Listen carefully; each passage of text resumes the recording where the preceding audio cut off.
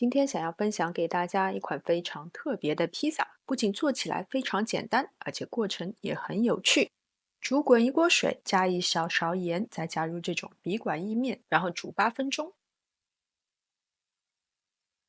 煮好的意面捞出，然后立刻过冷水，这样是为了不让它们互相粘连在一起。然后把它们捞出，沥干水分，穿在竹签上，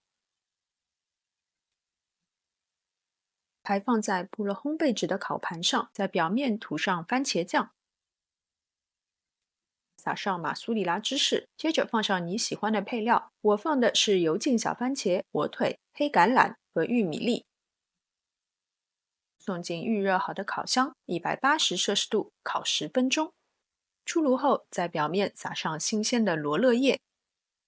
哇哦，超好看！是不是从来没有想过意面也可以做披萨？而且上面的配料可以随意更改，好比胡萝卜、西芹、菠萝、鸡肉等等。